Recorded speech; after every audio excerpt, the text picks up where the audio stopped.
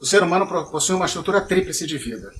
Seu coração, sua vida sentimental, a sua cabeça, a sua vida de pensamentos e toda a sua vida volitiva, que basicamente está focada no santuário da vida. A transformação humana necessariamente se inicia no coração.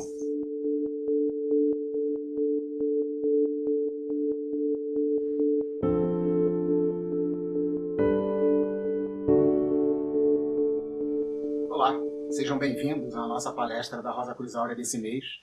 E nos próximos meses, 2 meses, esse e mais 2 meses, nós teremos uma sequência de temas que estão ligados ao triângulo da estrutura do ser humano. Que triângulo é esse? É o triângulo que liga sentir, pensar e agir. Ou dito de outra maneira, as atividades do coração, as atividades da cabeça e as atividades do que chamamos do santuário da vida. A possibilidade de transformação humana, ela se inicia no coração. Nós vivemos um momento especial na história da humanidade em que toda a estrutura de vida, conforme nós compreendemos, estrutura social, política, inclusive familiar, uma estrutura externa que servia de grande balizador para o ser humano, ela é uma estrutura que está oscilando. Ela está perdendo a sua capacidade de orientar a ação humana. Isso, por um lado, é causa de sofrimento, mas, por outro lado, também é uma grande oportunidade da transformação humana. Porque o ser humano, ele, desde a sua origem, precisou transformar a si mesmo a partir desses princípios fundamentais desse triângulo de vida humano formado por coração, cabeça e ação.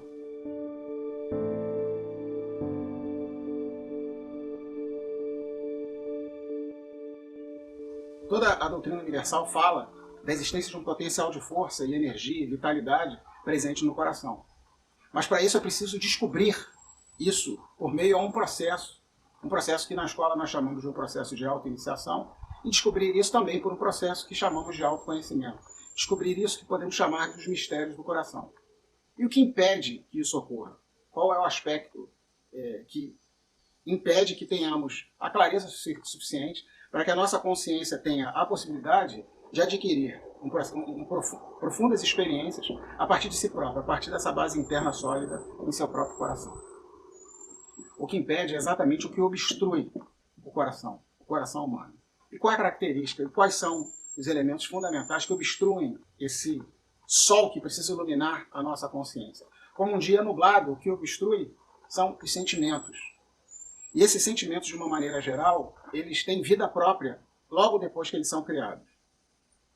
A vida caótica de sentimentos, a vida, e aí usando um termo do esoterismo também, toda a estrutura astral associada a isso, é uma estrutura que ocupa e obstrui a possibilidade de uma comunicação entre a nossa base interna sólida, entre esse coração puro dentro de cada um de nós e a nossa consciência.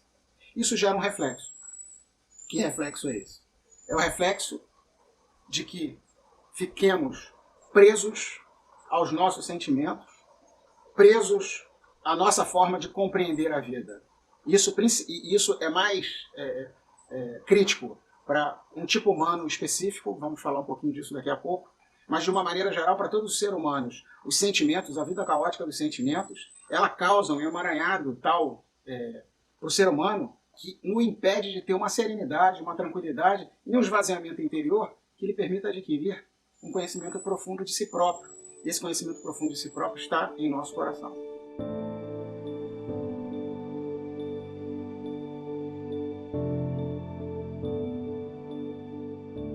Por que eu salientei que para tipos humanos isso muda razoavelmente? Conforme vocês já devem ter ouvido falar, essa estrutura tríplice humana, ela também se reflete no ser humano com características individuais. Se pudéssemos dizer que essa estrutura tríplice é um triângulo, esse triângulo é um triângulo que não é um triângulo equilátero, ele não é um triângulo equilibrado para todos os seres humanos. Existem as pessoas que são as pessoas mais emotivas.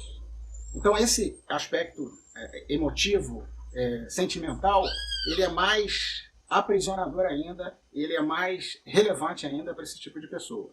Já para as pessoas mais racionais, esse elemento ele não é tão impactante como para o tipo mais afetivo, mas também é impactante porque, apesar de ter como base um tipo humano mais racional, ter como base fundamental a sua cabeça, a sua razão, a sua necessidade de racionalizar tudo, Ainda assim, existe um aspecto emocional que faz com que se perca a cabeça de tempos em tempos, mesmo para o ser humano mais racional possível.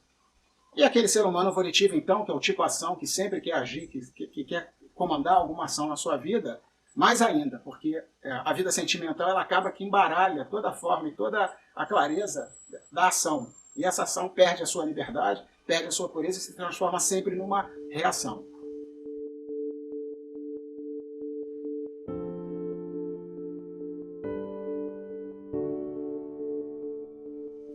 Voltando ao nosso tema, então, já sabemos que independente da forma ou da estrutura de vida de cada um de nós, todos nós temos esse desafio de desobstruir o coração.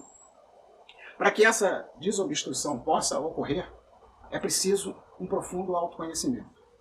E aí, essa questão do autoconhecimento ela é um capítulo à parte nesse processo iniciático, nesse processo de autoiniciação proposto pela escola e, sendo muito honesto, é a tarefa do ser humano contemporâneo, ele se autoconhecer. Porém, existem dois níveis de autoconhecimento e precisamos explorar eles de forma cuidadosa para evitar uma incompreensão. O autoconhecimento, que é aquele que nós ficamos apenas refletindo, nós somos um ser reflexivo, e essa palavra ela já explica o problema dela, é como se nós estivéssemos em um quarto com espelhos, diante dos nossos pensamentos, dos nossos sentimentos, principalmente aqui no tema da nossa palestra, dos nossos sentimentos, e ficássemos girando e refletindo sobre esses pensamentos sem que haja uma nova compreensão e uma nova percepção da realidade. É como se nos isolássemos da realidade. Isso gera uma consequência muito séria. O campo de aprendizado de um candidato à libertação, de um candidato à verdade, de alguém que está fazendo um processo iniciático, embora essas palavras elas tenham, às vezes, uma conotação misteriosa, mas elas são muito práticas na vida, o plano são as experiências da vida.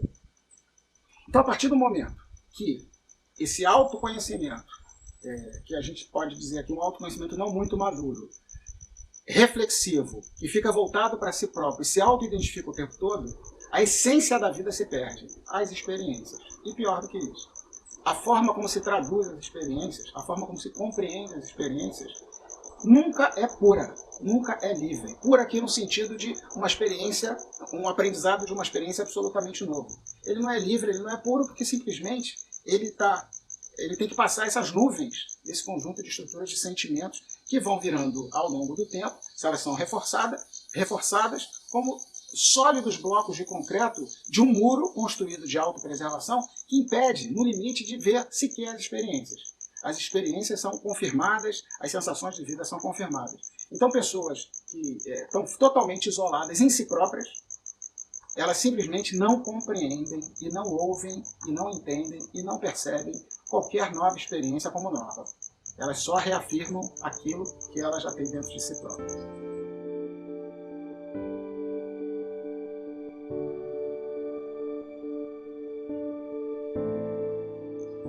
Então, esse é o autoconhecimento que nós estamos dizendo aqui, um autoconhecimento reflexivo, que ele não é maduro. O autoconhecimento profundo, aquele que, naturalmente, ele não chega imediatamente, mas ele vem como insight, e essa é a grande questão do processo de autoiniciação, é não largar esse insight, diante de um insight, ir a fundo nele, é o insight de perceber que nós somos seres que têm essa capacidade de produção de sentimentos, de desejos fundamentalmente ligados ao coração, e que nós não somos isso. Nós não somos aquilo que nós desejamos. Nós não somos sequer o objeto do nosso desejo. E nós não somos o caos sentimental. Mas produzimos isso. É como se fosse um descolar, em que a nossa consciência pudesse perceber a si próprio como um objeto de produção de sentimentos, desejos, enfim, questões ligadas ao coração, mas visse também um espaço livre em que é possível ter uma vida anterior a esse fenômeno da criação. É como se, do ponto de vista dos alquimistas, o solve et coagula, né? Aquela separação se dá em que o observador observa a si próprio e a sua forma de utilizar o instrumento do sentimento, do desejo. Esse autoconhecimento nos leva a um estágio bem profundo de percepção de si próprio e possibilita que cada um de nós desenvolva uma base interna sólida para observar a vida. E aí a vida muda. A forma como vemos as experiências muda. Porque esse embate interno entre entre principalmente aqui sentimentos, desejos, é como se a gente observasse isso ao longe e ao observar, ao lançar luz sobre aquele objeto observado, esses elementos perdem a força sobre nós. E o que nós ganhamos? A percepção da realidade como ela é. A percepção da vida, das experiências. Então as experiências passam a ser um conjunto riquíssimo de elementos que ampliam ainda mais esse autoconhecimento e nos levam a descobrir dentro de cada um de nós um elemento absolutamente puro, vazio. É como se fosse um elemento potencialmente que sempre, por meio a insights, nos levou a tentar compreender a vida, nos levou a tentar compreender as experiências, o destino, a vida como ela é, mas naquele momento tivesse um encontro. E esse encontro também pode ser chamado de uma iluminação. É um encontro com essa luz que ilumina a nossa consciência e nos deixa surpresos, surpreendidos com o que nós começamos a poder observar a respeito de nós mesmos.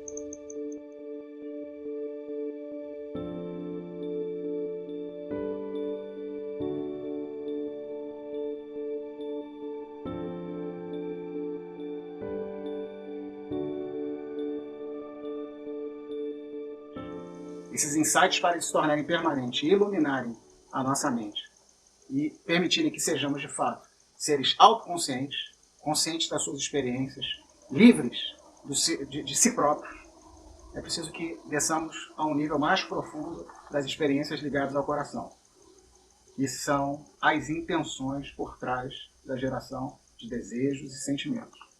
E por incrível que pareça, essas intenções elas estão ligadas aos elementos raiz, aos elementos principais do instinto de sobrevivência humana, do instinto de autopreservação humano, que são eles, fundamentalmente, o medo, a ansiedade e a preocupação. Basicamente, esses três elementos são elementos que estão ali na raiz do ser humano e fazem com que se produzam pensamentos, mas fundamentalmente desejos de autopreservação, sentimentos de pessoas que faz com que simplesmente definamos a vida de forma binária. Pessoa amiga, pessoa inimiga. Situação perigosa, situação amigável. Até aí não tem nenhum problema. O problema é que essa relação entre as intenções descontroladas, esses instintos descontrolados de autopreservação, quando eles encontram esse anteparo dessa estrutura repetitiva de desejos e sentimentos, essa nuvem confusa, elas fazem com que simplesmente esquadrinhemos a vida e nos isolemos. Nos isolemos dentro desse muro de concreto que nós mesmos construímos para nós mesmos por falta de conhecimento. Mas quando o candidato avança no autoconhecimento, quando ele avança e vai em direção às raízes profundas do seu medo, da sua ansiedade, da sua preocupação, quando ele desce essas raízes mais profundas e combate o bom combate, ou seja, enfrenta a si próprio e reconhece que, por vezes, essas formas reativas e automáticas de ser não são ele próprio, não respondem à vida, e não é a vida do lado de fora que impacta o ser humano, mas ao contrário, é o ser humano, a partir da sua própria estrutura, que vê na vida um reflexo de si próprio, se abre o caminho da liberdade. Se abre o caminho da grande tarefa do ser humano atual, que é ser um ser autoconsciente. É claro que essas espirais de experiências novas e esse combate interno com toda a estrutura de sentimentos, desejos e as suas intenções não é algo que se resolve da noite para o dia. Porque são as experiências, mas as experiências observadas por uma mente clara, iluminada por um coração puro, que vão dar os elementos e vão dar o reconhecimento e vão aprofundar o autoconhecimento daquilo que precisa ser combatido em cada um de nós. Dessa maneira, cada experiência, seja ela agradável ou seja ela desagradável, é uma pedra filosofal, é uma essência fundamental que tomamos para que cada vez mais percebamos os elementos mais profundos dentro de nós, ligados às nossas intenções.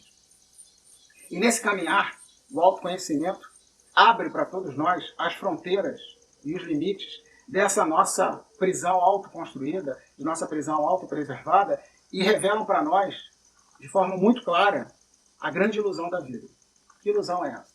Que nós somos seres isolados, que nós estamos sozinhos, que nós somos combatidos, e revela para nós que, na verdade, a vida é uma conexão total de elementos, pessoas, situações, e essa nova energia, essa nova forma de entender a vida, faz com que o ser humano atinja aquilo que tudo que ele buscou, mas pelo caminho torto do medo, da ansiedade, da preocupação, dos desejos descontrolados, do sentimentalismo levado ao extremo.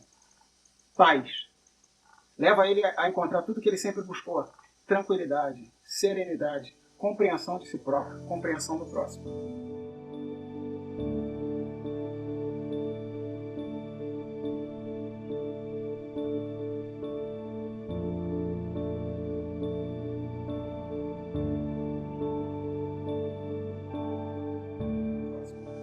E é curioso nessa história, e aqui essa imagem que a gente tem aqui atrás nos ajuda a entender um aspecto importante disso tudo, é o seguinte.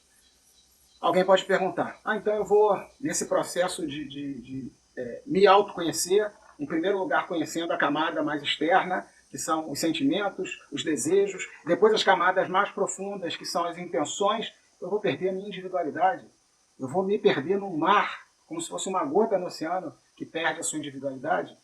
Em primeiro lugar, uma gota do oceano não perde a sua individualidade, assim como essa floresta que está aqui atrás de nós. As folhas, as árvores, elas são, à distância, todas verdes. Mas se nós nos aproximarmos alguns passos, nós perceberemos as matizes desse verde. Cada indivíduo conectado ao todo dá uma percepção de harmonia, como nós podemos perceber aqui, uma percepção de conexão, sem abrir mão da individualidade. Se existe algo que o ser humano principalmente no momento atual, precisa dar conta de não utilizar a sua individualidade para um isolamento, porque isso é a causa do grande sofrimento. Essa é a causa das grandes dores, da dor do coração, da dor principalmente do sofrimento do coração. Um coração amargo, um ser humano amargo, sofrido, é um ser humano isolado, porque ele entende que ninguém o compreende da forma que ele é, na sua individualidade. Mas a individualidade é uma característica da vida mesmo. As estrelas no céu, a areia no mar, as gotas no oceano, as árvores, as folhas, são indivíduos que se conectam, mas para essa conexão existir para o ser humano, ele precisa resgatar a ideia de autoconsciência. Não é possível viver com a sua consciência conectada e identificada com pensamentos, sentimentos. A partir do momento que se vive assim, se vive isolado e se reforça o processo de sofrimento e de autopreservação. No momento que nós nos percebemos parte de um todo, e isso é um processo de uma autolibertação, de uma autoiniciação, de um autoconhecimento, conforme falamos ao longo desse período que estamos juntos, se revela um novo sol. Uma nova consciência, uma consciência superior, iluminada pelo coração. E essa consciência passa a ver de forma muito clara a vida, as pessoas, os elementos, e se abre, como uma rosa que se abre. Ela não se fecha, como uma criança amedrontada, mas ela se abre à experiência e, ao se abrir, percebe a sua conexão com a vida como um todo.